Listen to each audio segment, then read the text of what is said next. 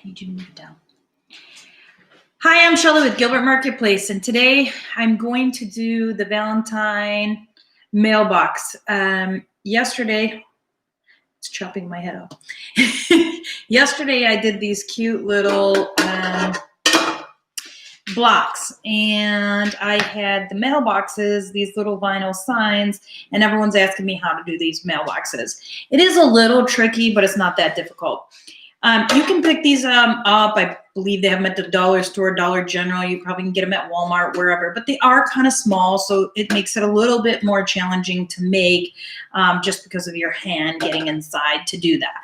So what you'll begin is once you get your mailbox, you'll get a piece of wood. This is a 2x2 piece of wood.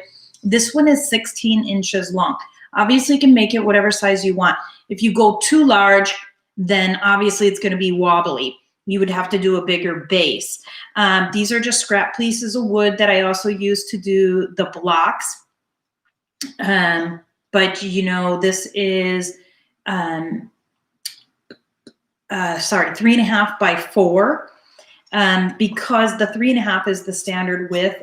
They call it a 4-inch, but it actually is like 3.25. So I usually try to make that, whatever the width of my board is, I try to make the length. So it tries to be a square.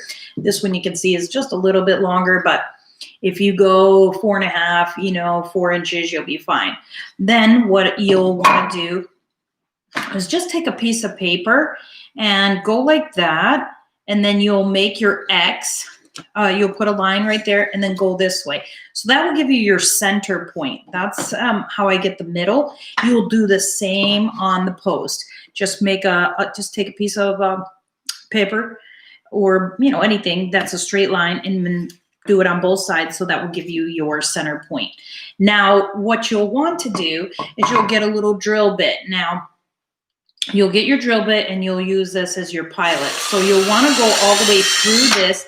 This is your base for the bottom. So you want to drill it all the way through. And I did already paint these. We're going to show you how to dry brush them to make them look like this.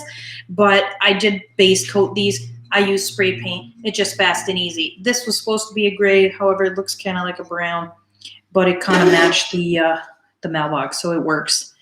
You can do base in black, whatever color you want. Sorry, back to this. So once you make your base pilot hole, you make your 2x2 post, you both center them. Then what you'll want to use, I use a 3-inch screw. If you had 2.5, that'll work too. But you'll then put that through your pilot hole. Let's turn it in the right direction.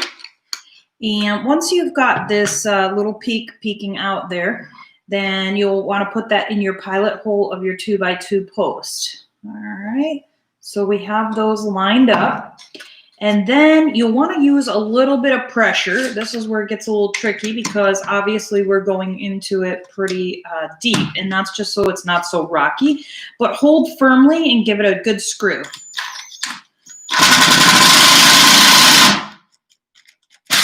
I was gonna say, I think my battery just died. Okay, so now you have it, and you want to try to keep it real straight, otherwise you won't be able to turn it because you won't have the strength. All right, so now you have that like that. So you have your post. This is how we did our post. Now, what I did is I took a little bit of white, and in this one, obviously, I put a little bit of pink over it. Jeez.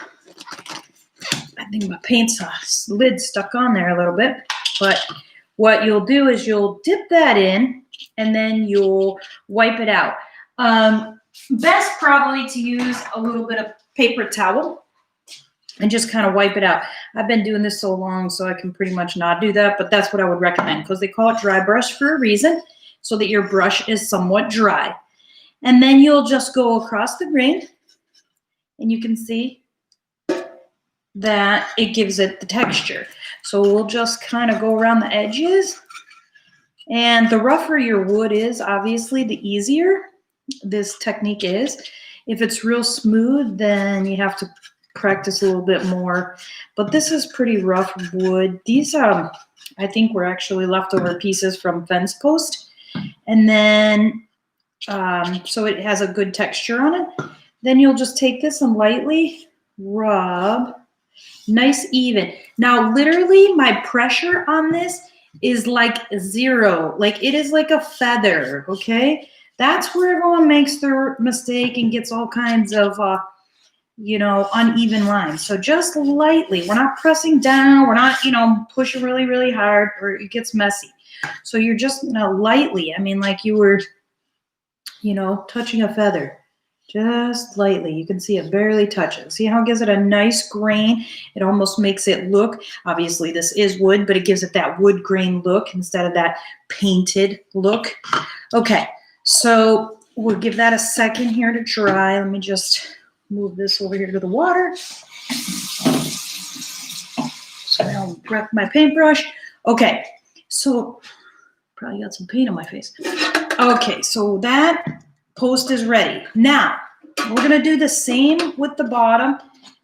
Just kind of make an X to the corner to corner and an X to corner to corner. So once I have my center point, I'm going to just drill it to get a pilot hole in there. Now, what I did is I used a little metal screw, and it is, if you notice, is not very big. So I want to say this one is an inch.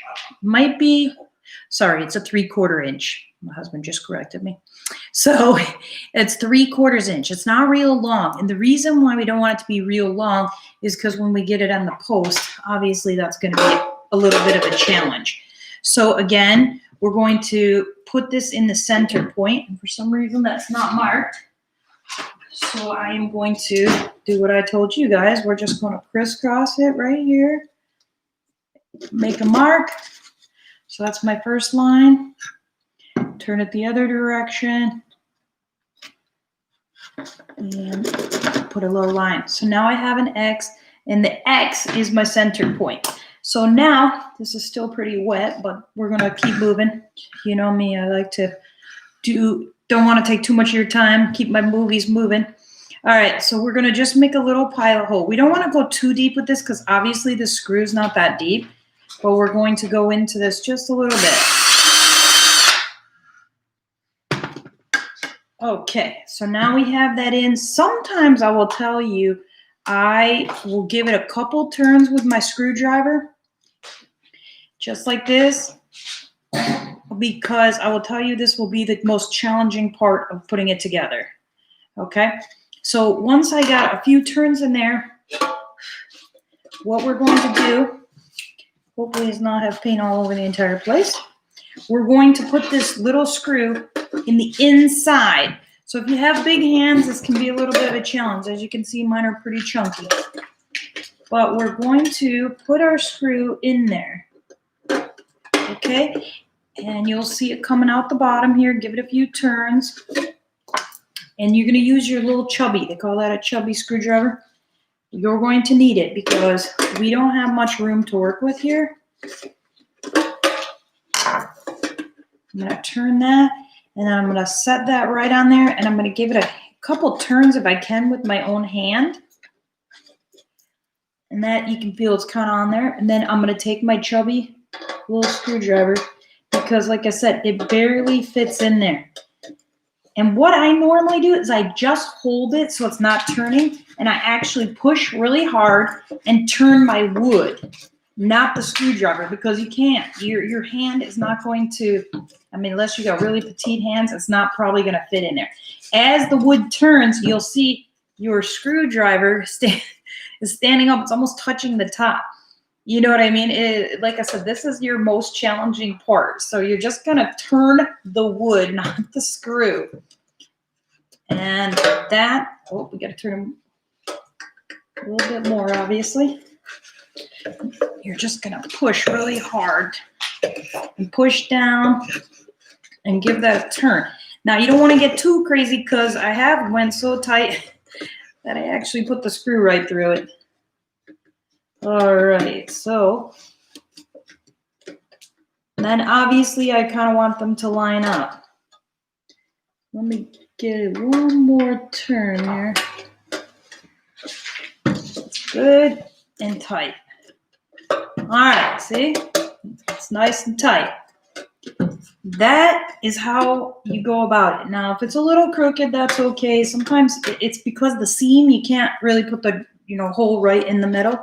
And this is bugging me. So we might have to just loosen it a little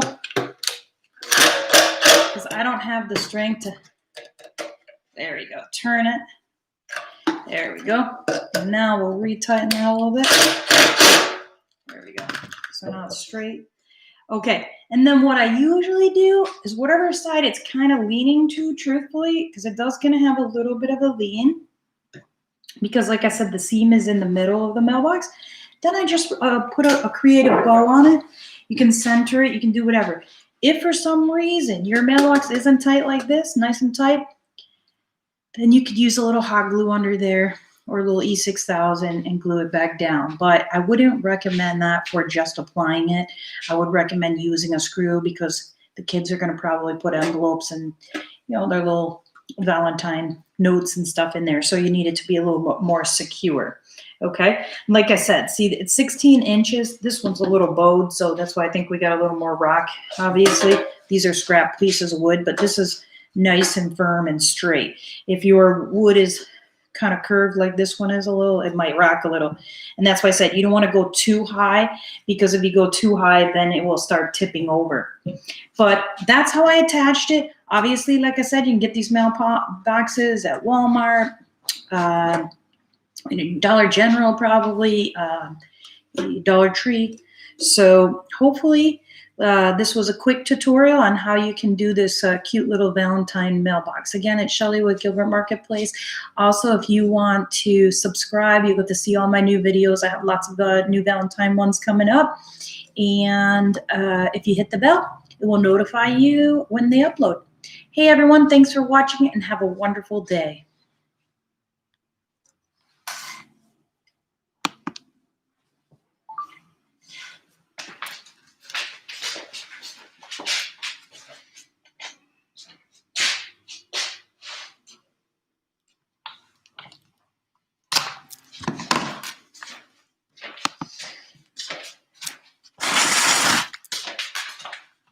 I don't know if it stopped.